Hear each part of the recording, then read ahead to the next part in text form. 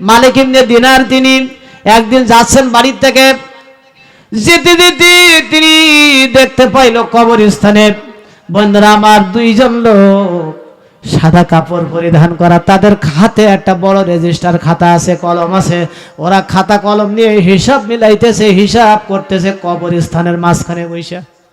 মালিক ইবনে দিনার বলতেছে মানুষ হিসাব কিতাব করবে ঘর বাড়িতে করবে, কবরস্থানের মাঝখানে বসে হিসাব কিতাব করতেছে কিসের এটা আবার?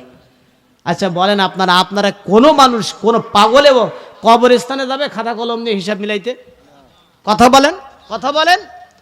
হিসাব মিলাবে বাড়িতে, তার ব্যবসায়িক প্রতিষ্ঠানে, কথা ঠিক কিনা?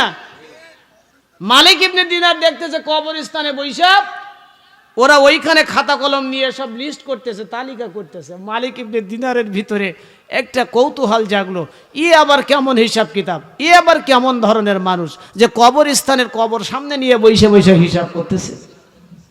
মালিক ইবনে দিনার ওইখানে বন্ধুরা আমার ওনার পথযাত্রা উনি কি করলো সেটা উনি চেঞ্জ করলো, অল্টারনেট করে তিনি এইবার কবরস্থানের ওই জায়গায় চলে গেল, যে দেখে দুইজন ব্যক্তি ওখানে হিসাব মিলাইতেছে, খাতা কলম নিয়ে তালিকা করতেছে। মালিক ইবনে দিনার যে বলল তোমরা কারা এখানে খাতা কলম নিয়ে কবরস্থানে বসে তোমরা হিসাব করতেছো? জীবনে তো দেখি নাই কোনো মানুষ কবরস্থানে কবরকে সামনে নিয়ে হিসাব মিলাই। ওই দুইজন ব্যক্তি বলতেছে এ মালিক ইবনে দিনার, আমাদেরকে তুমি চিনতে পারো নাই, আমরা দুনিয়ার সাধারণ কোনো মানুষ না, আমরা আল্লাহ রহমের ফেরেশতা, আমরা মানুষ রূপী রহমের ফেরেশতা, আল্লাহর নির্দেশে আমরা কবরস্থানে এসেছি। ও মুসলমান গভীর মনোযোগ, একটু মহব্বতে জিকির করেন লা ইলাহা। একটু ওই চিনি ছাড়া লাল ছাড়ার ব্যবস্থা করেন একটু।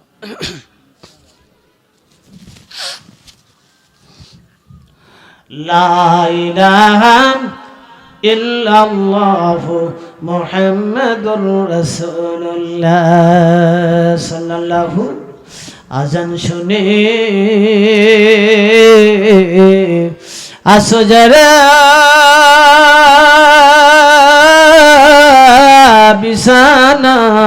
বিছানায়, তাদের জন্য কান্দেন নবী মদিনায়। সেই নবীর জন্য কি মায়া লাগে না, হাইরে উম্মত নামাজ কেন পড়ো না, হাইরে মানুষ মসজিদে কেন আসো না। এ জীবনে না করিলাম বান্দেগি, গুনাহ করে কাটাইলাম জিন্দেগি। কত আল্লাহর ওলি হইল কান্দিয়া, গুনাহগার হইল গুনাহ করিয়া। এ জীবনে না করিলাম বান্দেগি, গুনাহ করে কাটাইলাম জিন্দেগি। মরণ থেকে পালাও তুমি, মরণ তোমায় লইবে ঘিরি, যদিও সুদূর আকাশ ফলে লোকও সে তাই লাগিয়ে সিঁড়ি। এ মহারোগের ঔষধ নাই, নাই সে ঔষধ জগতে, খোঁজিয়া কাতর হইলে কি হবে, পারিবে না তারে ফিরাতে। নদী পথে নৌকা চালাও, নদী পথে নৌকা চালাও, ও মাঝি ভাই বেলা ডোবার আগে আমি ওপার যেতে চাই, ডুবে গেলে বেলা যে আর ওঠে না, ভেঙ্গে গেলে মেলা যে আর জমে না। মাইলে মোমেন শুয়ে মোমেন নিশাত, মাইলে কাফের শুয়ে কাফের মিশাত। বন্ধুরা আমার, মালিক ইবনে দিনার বলতেছে, তোমরা মানুষ রূপী দুইজন ফেরেশতা এখানে কি করো খাতা কলম নিয়া?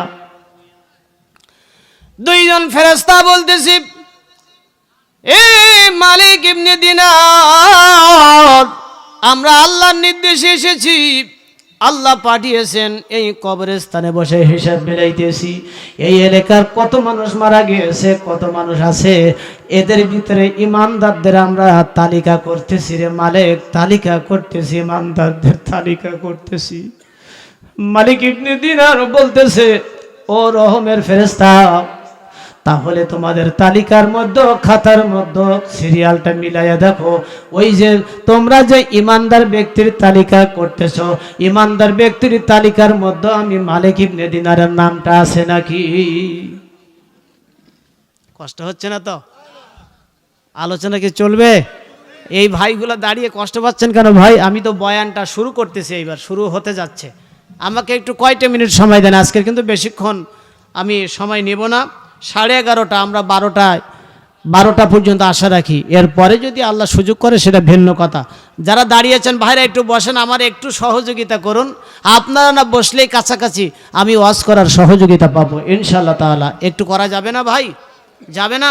আমার শ্রমিক ভাইরা, আমার বন্ধু, আপনারা তো আল্লাহর বন্ধু, নবীরও বন্ধু, আল্লাহ বন্ধু হিসাবে কবুল করে নেন। বন্ধুরা আমার, মালিক ইবনে দিনার বলতেছে, আমার নামটা ওখানে একটু তালিকায় মিলাইয়া দেখো, আমার নামটা ইমানদারদের তালিকার মধ্যে আছে নাকি? বন্ধুরা আমার, তারা এইবার খাতার বন্ধুরা প্রথম সিরিয়াল থেকে তারা নাম মিলাইতেছে, নাম মিলাইতেছে, নাম মিলাইতে মিলাইতে খাতার পৃষ্ঠা উল্টাইতেছে, উল্টাইয়া দেখে বন্ধুরা আমার, খাতার প্রথম থেকে শেষ পর্যন্ত পৃষ্ঠা উল্টায়া সব সিরিয়ালগুলি মিলাইয়া দেখলো, কোন জায়গায় মালিক ইবনে দিনারের নাম ওখানে নাই। রহমের ফেরেশতা বলল, মালিক, এই খাতার ভিতরে আমাদের তালিকা প্রস্তুত করা হয়ে গেছে, এই কবরে যারা মারা গেছে, যারা আছে, ইমানদারদের তালিকার একটা লিস্ট এখানে আমরা চূড়ান্ত করেছি আল্লাহর নির্দেশে। কিন্তু এই খাতার মধ্যে অনেকের নাম থাকলেও মালিক ইবনে দিনার, ইমানদার ব্যক্তির তালিকায় তোমার নামটা এখানে নাই। মালিক ইবনে দিনার তখন ফেরেশতার হাতটা এইভাবে আইটা ধরছে, রহমের ফেরেশতার হাত ধরে বলতেছে, ও রহমের ফেরেশতা, আমি মালিক ইবনে দিনার, আমি তোমার হাতটা ধরছি, তুমি একটা আমার অনুরোধ রাখো, ওইখানে যে কোনো এক জায়গায় প্রথম দিকে না শেষের দিকে, ইমানদারদের তালিকার মধ্যে শেষের দিকে একটা নামের পাশে আমার নামটা একটু কি ঢুকাইয়া দেওয়া যায় না?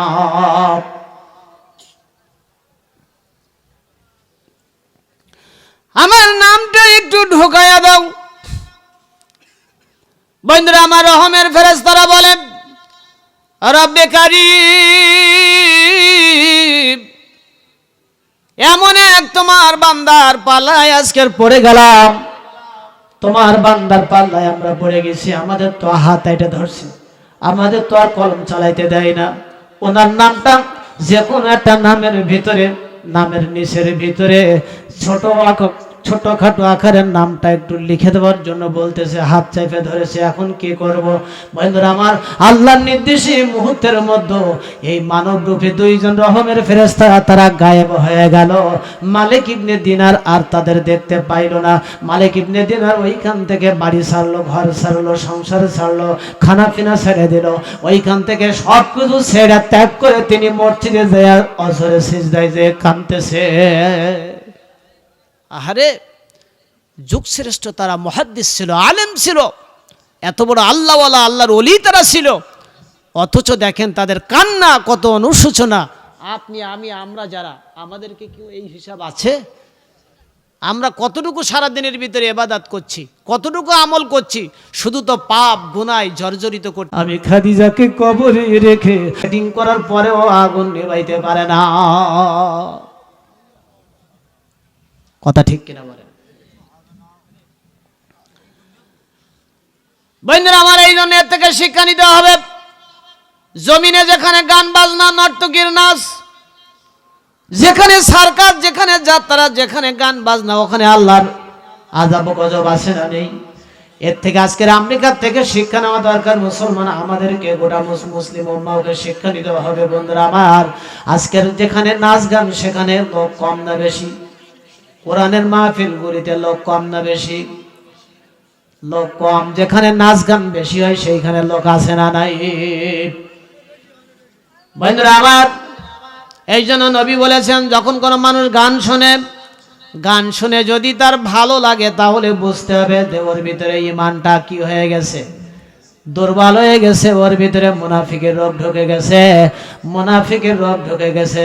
ক্ষেতের সরিষায় পানি আর সার দিলে যেমন ফসল উদ্গত হয়, আল্লাহর নবী বলেছেন, তিরমিজি শরীফের হাদিস, কোন মুসলমান, কোন মানুষ যখন গান শুনে আনন্দ উপভোগ করে তখন তার মধ্যে ঈমান থাকে না, মুনাফিক তার ভিতরে আপনার গাছের মতো, ফসলের মতো উদ্গত হয়ে যায়। জোরে বলেন নাউজুবিল্লাহ। আমি এখন আপনাদেরকে একটা ঘটনা শোনাব, তার পরবর্তীতে মূল আলোচনার দিকে আসব। হযরত ওমর, এইখানে এরা কি করছে? এইগুলা তোমাদের কথার আওয়াজ আসতেছে আমার কানে, আর দ্বিতীয়বার বলবো না, এই হচ্ছে ফার্স্ট অ্যান্ড লাস্ট। একটু মহব্বতে জিকির করেন, লা ইলাহা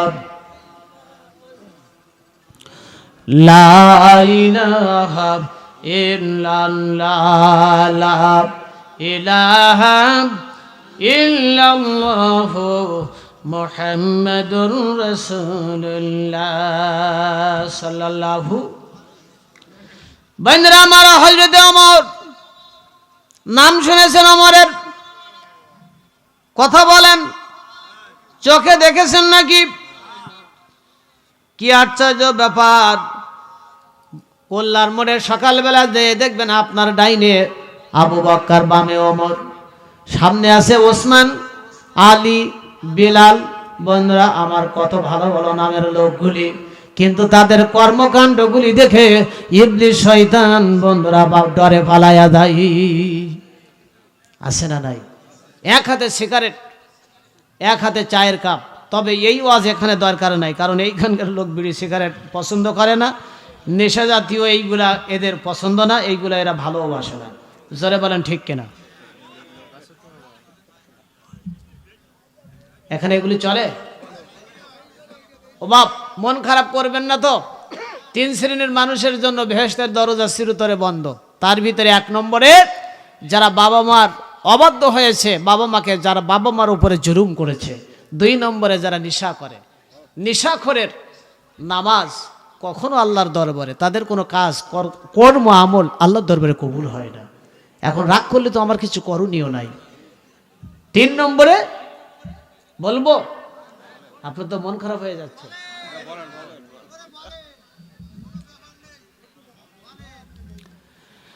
বন্ধুরা আমার, আলোচনা আসতেছি। আল্লাহ হযরত ওমর তিনি গভীর রাতে বেরিয়ে গেছেন। মদিনার পল্লীর মধ্য দিয়ে ওমরের একটা অভ্যাস ছিল, প্রতিদিন তিনি ইশারা নামাজ পড়ে বেরিয়ে যাইতেন। তিনি তো ঘুমাইতেন না, কোনোদিন বিছানায় পিঠ লাগাইতেন না। আজকের আমাদের নেতার আদর্শ বৈশিষ্ট্য আর পূর্বের সলফে সালিহিন আকাবির যারা, তাদের আদর্শ কিন্তু কোনো মিল খুঁজে পাওয়া যায় না। বন্ধুরা আমার, পূর্বের জামানার যারা আপনার নেতৃত্ব দিয়েছেন, যারা দেশের শাসক ছিল, বন্ধুরা তারা ন্যায় বিচার প্রতিষ্ঠা করেছেন। ইশারা নামাজ পড়ে তারা আত্মগোপনে ছদ্মবেশে গোটা দেশে, গোটা শহরে তারা ঘুরে ঘুরে মানুষের দুঃখ কষ্টগুলি দেখেছে। আর আজকের নেতার পরিচয় হলো নির্বাচনের আগে আসে, নির্বাচনের ওই সময়ে আসে, নির্বাচনের সময় এসে মানুষের দ্বারে দ্বারে তারা যায়, মানুষের কাছে তারা যোগাযোগ করে। বন্ধুরা আমার, অনেকে শোনা যায় জ্যান্ত বাপের কবরও তারা জিয়ারত করে। এমন নেতা আছে না নাই? বলতেছে যে, বলতে খোকা তোমার আব্বা তো আমার বন্ধু ছিল, চলো কবরটা জিয়ারত করে আসি। বলতেছে কি আশ্চর্য কথা বলেন, আমার আব্বা তো মাসের লাঙ্গুল চষতেছে। এই ধরনের এই যে নেতা, এইগুলো পাওয়া যায় সব নির্বাচনের আগে, নির্বাচনের সময়। কিন্তু নির্বাচনের পরে আপনি নেতাদের আর কখনো দেখতেই পাবেন না বলে আমার মনে হয়। তবে আপনাদের এলাকায় কি নিয়ম কানুন আমি জানি না, তবে আছে কিন্তু অনেক জায়গায় এরকম। আর নির্বাচনের পরে যে সমস্ত গরিব সহজ সরল আমার কলিজার টুকরা, আমি গ্রাম্য মানুষ যারা, তাদেরকে বেশি প্রাধান্য দেই। আজকের আমার শ্রমিক ভাই, আপনারা আমার কলিজার মহব্বতের ভাই আপনারা। আজকের আপনাদের কাছে নেতা অবশ্যই আসবে, কিন্তু নির্বাচনের পরে আপনারা চেষ্টা করেও নেতার সঙ্গে কথা বলা, যোগাযোগ করা, এটা অনেক কষ্টসাধ্য ব্যাপার হয়ে যায়। কথা ঠিক কিনা বলেন? জোরে বলেন ঠিক কিনা? নির্বাচনের আগে যেমন নেতার আদর্শ সহজ সরলতা, নির্বাচনের পরেও যদি নেতার বৈশিষ্ট্যটা এমন হতো, তাহলে কিন্তু আপনার এই ধরনের কষ্ট আর করা লাগতো না। আপনি যখনই দাঁড়াইবেন, নির্বাচনের সময় আসবে, সমস্ত জনগণ সব আপনার হয়ে যাইতো। ঠিক কিনা বলেন? আপনারা রাগ হয়ে যাচ্ছেন। হযরত ওমর তিনি গিয়েছেন গভীর রাতে, বেরিয়ে গেছেন, প্রত্যেক দিনই যাইতেন, আজও গিয়েছেন। 10টা বছর দেশ চালাইছেন, তিনি একটা দিনও ঈশার নামাজ পড়ে ঘুমাইতেন না, শুধু মদিনার মানুষের দুঃখ আর কষ্ট দেখতেন। সুবহানাল্লাহ। হযরত ওমর গভীর রাত মদিনার পল্লীর ভিতরে তিনি ঢুকে গেছে। তিনি যেতে যেতে পল্লীর ভিতরে যে শুনতে পাইতেছে একটা বাড়ির মধ্য থেকে চিকন কণ্ঠের আওয়াজ, একটা বাড়ির মধ্য থেকে মোটা কণ্ঠের আওয়াজ। হযরত ওমর দাঁড়িয়ে গেল, গায়ে ছেঁড়া জামা গায়ে দিয়ে একটা ছেঁড়া টুপি মাথায়, কেউ যেন চিনতে না পারে। বন্ধুরা আমার, হযরত ওমর দাঁড়িয়ে গেছেন, দেয়ালের পিছনে শুনতেছেন। তিনি একজন মহিলা, তিনি তার স্বামীকে বলল, প্রাণের স্বামী রে, উজুর পানিটা আমি আগায়ে দিচ্ছি, তুমি এখন তাহাজ্জুদের রক্ত হয়ে গেছে। নবীর হাদিস থেকে আমরা জানতে পেরেছি, আল্লাহ রাব্বুল আলামিন শেষ রাতে গভীর রাতে পয়লা আসমানে নেমে আসে গুনাহগার বান্দাদের জিন্দেগীর গুনাহগুলি মাফ করে দিতে, হায়াতে বরকত দিতে, আমলে বরকত দিতে, জীবনে বরকত পাইতে হলে প্রাণের স্বামীর আর ঘুম নয়, ঘুম থেকে তুমি বিছানা ছেড়ে এখন তুমি রবের উদ্দেশ্যে সিজদায় মস্তক অবনত করে দিয়ে দাও। আকাশ এবং জমিনের জাগতিক কল্যাণ আল্লাহ পাক তোমাকে দান করে দিবে। হযরত ওমর বলতেছে, এর চেয়ে উত্তম মহিলা তো আর জমিনে হতে পারে না। তার কারণ নবীজি বলেছেন, যে মহিলা আজান শুনলে তার স্বামীকে উজুর পানি আগায়ে দিয়ে বলে, স্বামী মসজিদে যান, নামাজ পড়তে যান, আল্লাহ নবী বলেছেন এর চেয়ে উত্তম মহিলা এই পৃথিবীর জমিনে আর নাই। নবীজি আরো বলেছেন, আমার মাদেরকে বলতেছি, মা আপনাদের বলছি, আপনার স্বামী মসজিদে আজান দেবে, আপনার স্বামীকে যদি আপনি ওজোর পানিটা আগায়া দেন, আপনার স্বামী নামাজ পড়লেও সওয়াব, নামাজ না পড়লেও সওয়াব। আপনার স্বামী নামাজ পড়লেও সওয়াব, নামাজ না পড়লেও পরিপূর্ণ কবুলিয়াত নামাজের সওয়াব আপনার আমলনামায় আল্লাহ দান করে দিবেন। যেহেতু আপনার স্বামীকে আপনি উজুর পানি আগায়া দিয়া আপনার স্বামীকে আপনি নামাজের দাওয়াত দিয়েছেন। আর এখনকার মহিলা, এটা মাদের দাওয়াতের পদ্ধতি শিখাই দিচ্ছি। আর এখনকার মহিলারা কি করে জানেন? স্বামীরে বলে, তোমার মতন ছোট লোক আর জালেম আল্লাহর জমিনে আর নেই। মানে যে কথা বললে জ্ঞানজামটা বাইদে একেবারে সব বিভেদ হয়ে যাবে, এই ধরনের ক্যারপ্যাট মার্কা মহিলা অন্তত কুল্লার মোট বুধাটা এলাকায় কিন্তু নাই।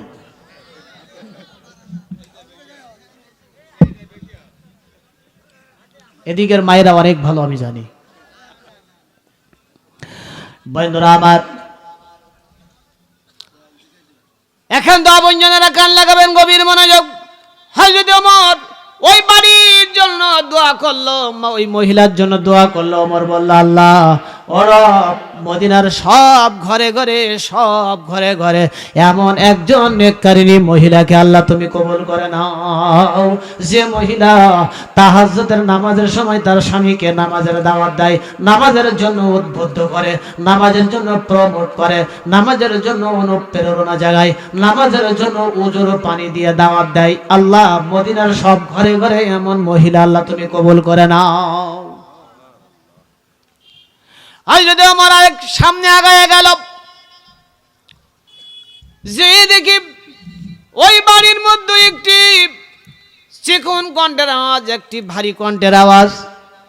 ভারী কণ্ঠের আওয়াজে একজন বয়স্কা মহিলা তিনি তার মেয়েকে বলছেন, যুবতী মেয়েকে বলছেন, এ মেয়েরে ওঠো, আর দেরি নয়, আর দেরি করা যাবে না, ওঠো এখন, উঠে অতি দ্রুত দুধে পানি ঢালো, দুধে পানি মেশাও, তা না হলে আগামীকাল সংসার চলবে কি করে?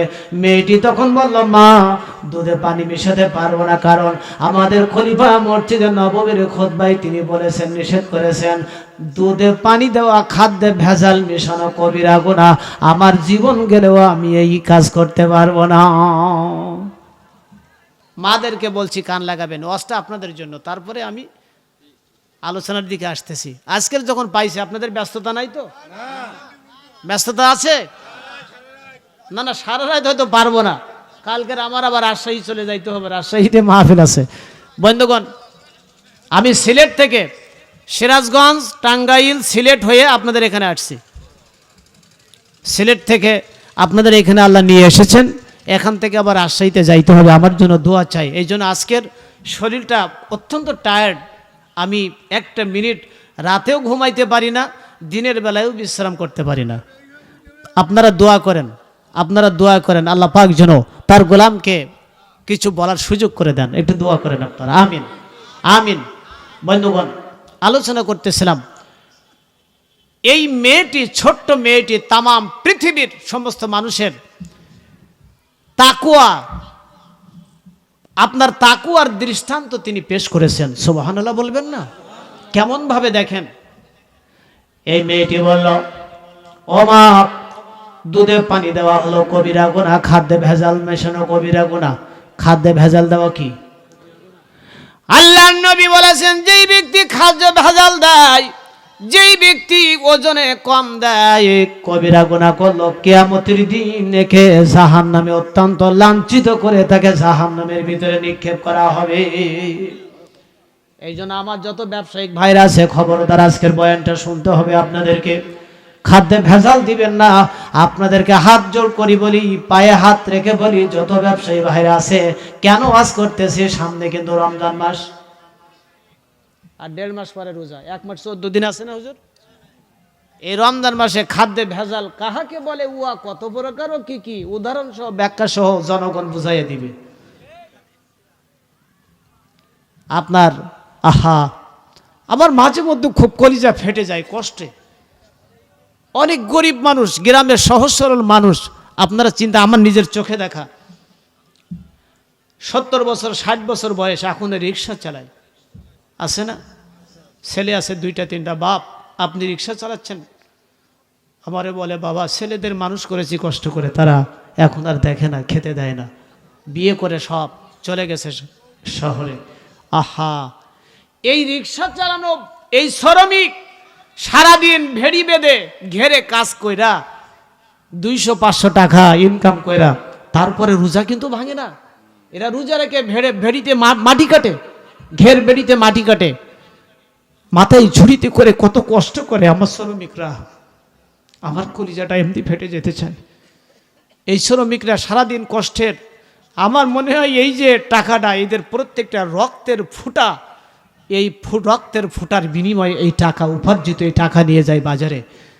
বুড়া বাবা মা স্ত্রী সন্তানগুলি রোজা আছে, তারা চেয়ে থাকে ইফতারির আগে, বাবা বাজার থেকে আসতেছে, কি নিয়ে আসতেছে বাবা, ঠিক না কথা? আপনাদের সঙ্গে তো আর দেখা হবে না আমার। আজকের আলোচনাটি আপনারা আমল করবেন। অনেকের বৃদ্ধ বাবা মা আছে, স্ত্রী সন্তানরা রোজা রেখে কষ্ট করে, আব্বা বাজারে গিয়েছে, নিশ্চয়ই কিছু আমাদের জন্য ইফতার নিয়ে আসবে, খাবার নিয়ে আসবে, ঠিক না কথা? কিন্তু রমজান মাসে ডাকাতি করে, সারা মাসে দাম যা, রমজান মাসে দ্বিগুণ বাড়াইয়া দেয়। ক্ষীরার কেজি অন্য মাসে যদি 50 টাকা, রমজান মাসে 80 টাকা 100 টাকা। অন্য মাসে কলার কেজি, পাকা কলা, এমন গ্রামের মানুষ দেখা যায় কিছু কলা, একটু দুধ, একটু মিষ্টি হইলে তারা খুব ভালোভাবে রোজা রাইখা, আহারে তারা তাহাজ্জুদ পড়ে, আল্লাহর কাছে শুকরিয়া করে যে আল্লাহ তুমি অনেক ভালো খাওয়াইছো। এখানেও ভেজাল। অন্য মাসে গুড়ির কেজি যদি 100 টাকা হয়, রোজার মাসে 150 টাকা 200 টাকা। এই ডাকাতি আছে না নাই? আপনাদেরকে পা ধরে বলতেছি, আপনাদের পায়ে হাত রেখে বলি, ব্যবসায়িক ভাইরা আপনারা এটাই করেন না। আপনাদের পা ধরে বলে যাচ্ছি, 11 মাস আপনারা লাভ করেছেন, রমজান মাসটা আপনাদের লাভ করার দরকার নাই। শুধু বলেন যে আল্লাহ রোজাদার হচ্ছে তোমার সবচেয়ে দামি মেহমান। তোমার দিকে তাকায়া তোমার সন্তুষ্টির জন্য তোমার মেহমানদেরকে কোনো লাভ ছাড়াই আল্লাহ আমি এই পণ্য এই খাদ্য তাদের হাতে উঠাই দিলাম, এই খাদ্য নিয়ে ইফতারি করবে। আপনি যদি এই মনটা তৈরি করতে পারেন, আল্লাহে আল্লাহর কসম, আপনি এই যে ইহসান করলেন, ওই ব্যক্তি সারাদিন রোজা রেখে যে সওয়াব অর্জন করেছে সেই সওয়াব আপনার আমলনামায় আল্লাহ দান করে দিবেন। এই জন্য ব্যবসায়িক ভাইদেরকে তাদের পায়ে হাত রেখে বলে যাচ্ছি, রমজান মাসে গরিব অসহায় দুস্থ রোজাদারকে তাদের কিছু খাদ্য সামগ্রী কেনার, তাদেরকে খাওয়ার আপনারা সুযোগ করে দিবেন। দয়া করে ভেজাল দিবেন না, দয়া করে এত চড়াও দামে আপনারা বিক্রি করতে চাইবেন না। রাজি আছেন? রাজি আছেন? আল্লাহ কবুল করুন, আমিন। আপনারা বেজার হয়েন না আমার পরে বাপ, কারণ 1.5 মাস 1 মাস 14 দিন পরে রোজা শুরু হবে, পয়লা রোজা ইনশাআল্লাহ তাআলা। আল্লাহ যেন আমাদেরকে একটি মাস ঈমান ও ইহতিসাবের সাথে মাহে রমাদানের রোজা, দিনে সিয়াম, রাতে কিয়াম, কিয়ামুল লাইল আমাদেরকে যেন আদায় করার তৌফিক দান করেন, বলেন আমিন। বন্ধুরা আমার, হযরত আমার তিনি দেয়ালের পিছনে দাঁড়ায়া শুনতেছে, ছোট্ট মেয়েটি বলতেছে, মা দুধে পানি মিশাইতে পারবো না, দুধে পানি দেওয়া যাবে না, কারণ এই খাদ্য ভেজাল দেওয়া যাবে না। কারণ হলো কত আল্লাহওয়ালা মানুষ মদিনার মার্কেটে আসে তারা দুধ ক্রয় করতে, কত নামাজি মানুষ তাহাজ্জুদ গুজারি মানুষ আসে দুধ ক্রয় করতে, তারা দুধ পান করে আল্লাহর নিয়ামতের শুকরিয়া করবে। ও মা, আমি এই খাদ্য ভেজাল দিতে পারবো না, দুধে পানি দিতে পারবো না। ওমর যদি জানতে পারে, ওমরের গোয়েন্দা কোন লোক যদি জানতে পারে আমার পরে জুলুম হবে, শাস্তি হবে, আমাকে কারাগারে নিয়ে যাবে। মা বলতেছে, বোকা মেয়ে, গভীর রাত নিশির রাতে তামাম মদিনার কোন বাড়িতে বাতি জ্বলে না, আলো জ্বলে না রে মেয়ে, পাগলামি করিস না। এই তামাম মদিনার মানুষগুলি ঘুমায় গেছে, বাতি জ্বলে না, আলো জ্বলে না, ওমরও নাকে তেল দিয়ে ঘুমাইতেছে, কেউ জানবে না, দেখবে না। তুমি যত পারো দুধে পানি দাও মেরে, পানি দাও। আমি মা, আমি তোমারে বলতেছি, আমার কথা শোনো। মেয়েটি তখন বলল, ও মা,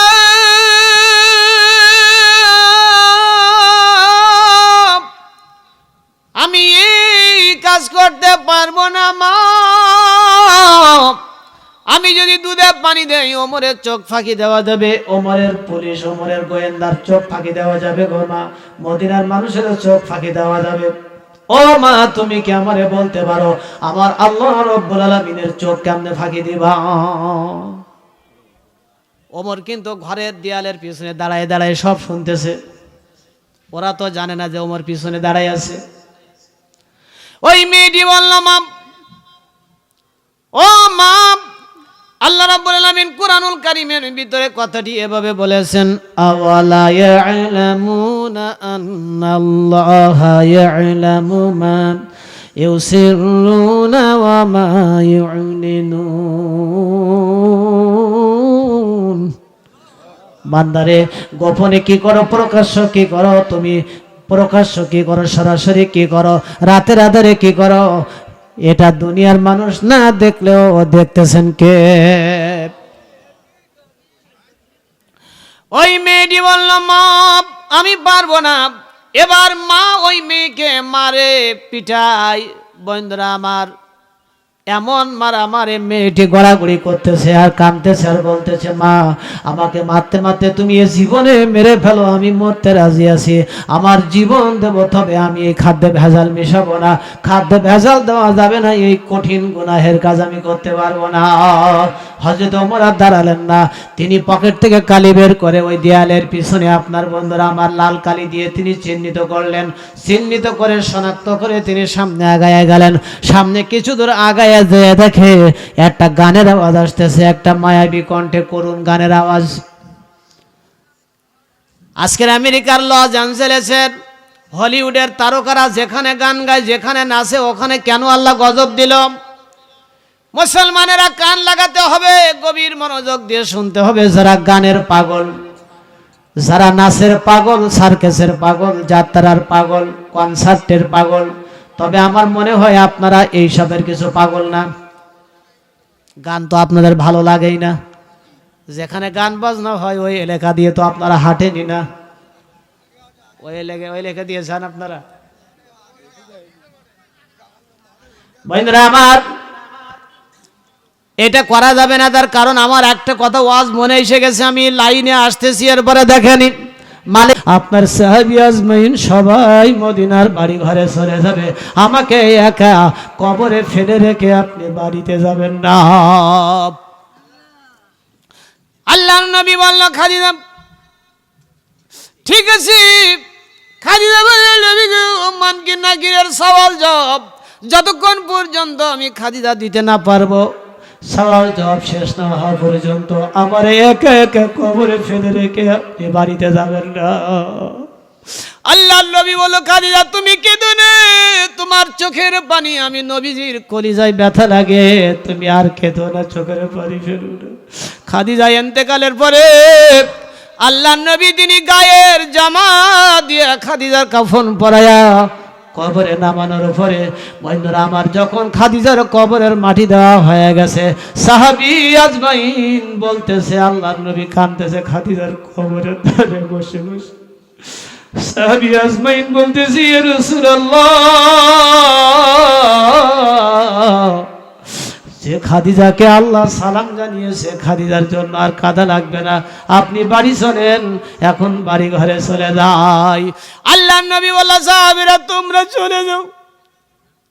ওই সাহাবীরা আমি নবীজি যাব না, আমি আমার খাদিজাকে কথা দিয়েছিলাম, আমার খাদিজার কবরের সওয়াল জবাব এখনো শেষ হয়ে যায় নাই, আমি খাদিজাকে কবরে একা রেখে যাব না,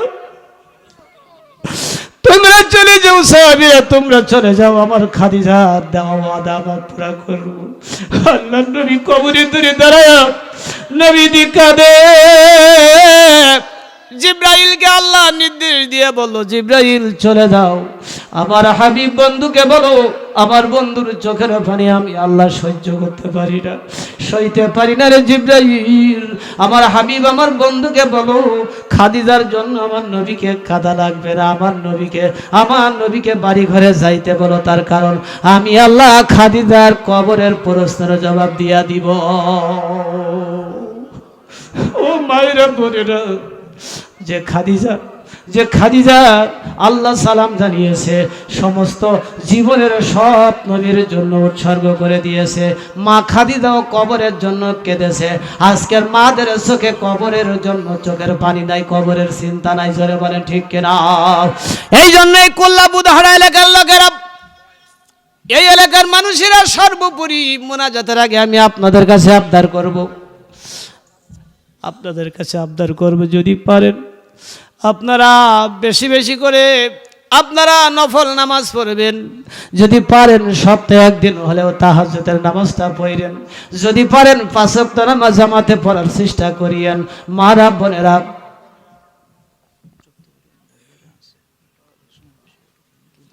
এক্ষুনি দোয়া মোনাজাত হবে। আম্মা খাদিজা তার জীবনের সমস্ত সম্পদগুলি সব ইসলামের জন্য কোরআনের জন্য উৎসর্গ করে দিয়েছিল। বন্ধুরা আমার, আম্মা খাদিজাকে আল্লাহ সালাম জানিয়েছে, ও মা গো, খাদিজার সঙ্গে কারা কারা আপনারা জান্নাতে যেতে চান কিয়ামতের দিন? তবে আমি দোয়া করে যাই আমার সব মা বোনদেরকে আল্লাহ মা খাদিজার সঙ্গে জান্নাত কবুল করুন, আমরা বলি আমিন। এই কোরআনের মাহফিল এখানে বন্ধুরা আমার এত সুন্দর পরিবেশ আয়োজন করেছে, এত সুন্দর আয়োজন করেছি, আমি মাত্র আপনাদের কাছে 5টা মিনিটও না, তার আগে শেষ করতে হবে। 5টা মিনিটের জন্য আমার মায়েরা বোনেরা কিছু টাকা পয়সা কালেকশন করে নগদে যা পারেন। এই কোরআনের মাহফিলের খরচ অনেক খরচা আছে, অর্ধ লক্ষাধিক টাকা খরচা আছে। আপনারা যে যা পারেন নগদ 10 টাকা 5 টাকা 100 টাকা যা আছে, যার পকেটে যা আছে কোরআনের মহব্বতে আপনারা দান করে দিয়া দেন। আল্লাহ রব্বুল আলামিন আপনাদের পকেটকে ভরে দিবেন। আল্লাহ মালে বরকত দিবেন, সম্পদে বরকত দিবেন, রিজিকে বরকত দিবেন, ঘেরের মাছে বরকত দিবেন। আমি আজকের মোনাজাতে আখেরি মোনাজাতের জন্য দোয়া করে যাব। দান করিলে ধন কমে না। নাম কি? গয়জউদ্দিন। আলহামদুলিল্লাহ, মারাবা গয়জউদ্দিন গাজী 1000 টাকা নগদ। নাম কি? সিরাজুল ইসলাম, নগদ 100 টাকা আল্লাহ তুমি কবুল করে নাও। আল্লাহ দানের বিনিময়ে জীবনের গুনাহ মাফ করে দাও। মা খাদিজা অর্জিত সমস্ত সম্পদ সব ইসলামের জন্য, কোরআনের জন্য সব দান করে দিয়েছিলেন।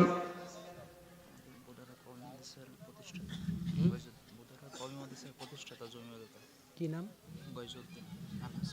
আলহামদুলিল্লাহ, মারহাবা গয়জউদ্দিন, আলহাজ গয়জউদ্দিন। এই বুধহাটা কওমি মাদ্রাসার তিনি জমিদাতা এবং প্রতিষ্ঠাতা। আল্লাহ পাক ওনার খেদমত কবুল করে নিন। বাবাজিকে আল্লাহ সৈয়দনা আবু বকরের মতো আল্লাহ কবুল আর মঞ্জুর করে নিন। জোরে বলেন আমিন, আরো জোরে বলেন আমিন।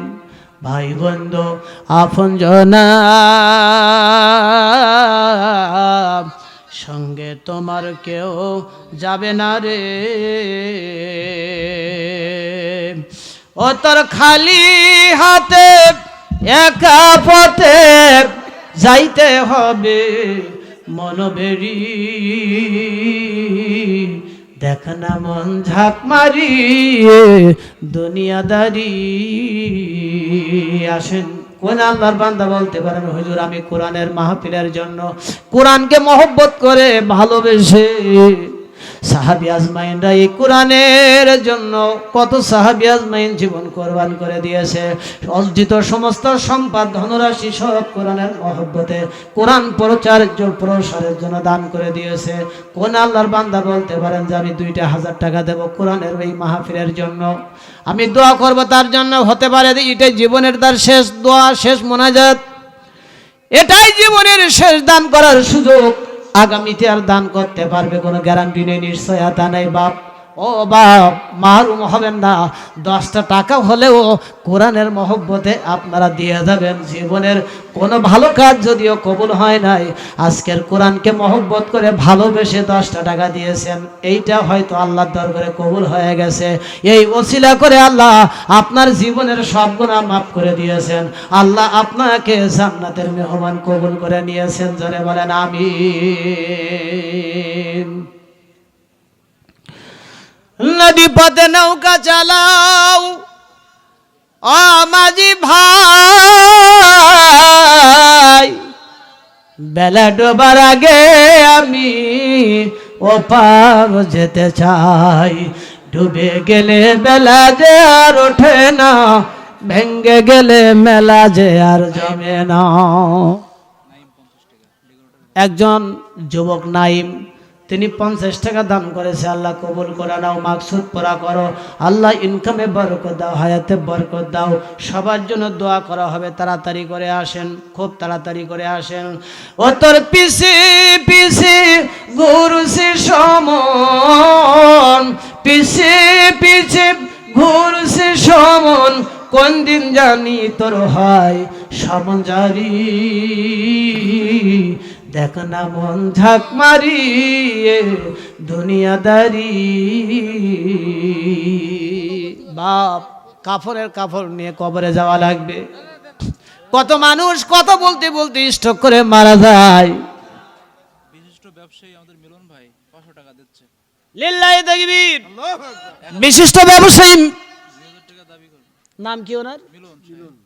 তা ওই হয়ে যাক, সম্মানিত ইমাম সাহেব উনি দাবি করছেন। বাপ, এখন নগদে না পারেন বাকিতে দেন, তারপরে ওয়াদা করেন। আলহামদুলিল্লাহ, লিল্লাহি তাকবীর। বিশিষ্ট ব্যবসায়ী আমাদের মিলন ভাই 1000 নগদ। আল্লাহ ব্যবসায় বরকত দাও, আল্লাহ হায়াতে বরকত দাও। নাম কি? আশরাফ বলে 100 টাকা। আলহামদুলিল্লাহ, আলহামদুলিল্লাহ। আল্লাহ তার ব্যবসা বাণিজ্যে বরকত ঢেলে দিক, আল্লাহ ইনকামে বরকত দিক, আল্লাহ ইবাদতে বরকত দিক, হায়াতে বরকত দিক। আমিন। বন্ধুরা আমার, আপনারা অনেক মানুষ এখন, ইমাম সাহেব হুজুরও জানেন বা আমরা জানি, আমার সভাপতি সাহেবেরও বলতেছি, এখন বর্তমান যে মাহফিল, এই বর্তমান মাহফিলে কিন্তু এত লোক পাওয়া মুশকিল। কি সভাপতি সাহেব, কি কথা ঠিক কিনা? আপনার আজকের যে উপস্থিতি, আমি আসলে অনেক আবেগ আপ্লুত হয়ে গিয়েছি। অনেক বড় বড় মাহফিল গুলাতে, অনেক শহরের বড় বড় তাফসির মাহফিল গুলাতেও এত উপস্থিতি আমি দেখি নাই। 10 ডবল মহিলা, আলহামদুলিল্লাহ, আমার মাদের জন্য আমার অন্তর থেকে দোয়া আছে, আল্লাহ আমার প্রত্যেকটি মাকে যেন মাফ করে দেয়, আল্লাহ প্রত্যেকটি মাকে যেন কিয়ামতে মা খাদিজার সঙ্গে ভেস্ত নসিব করে দেন। জোরে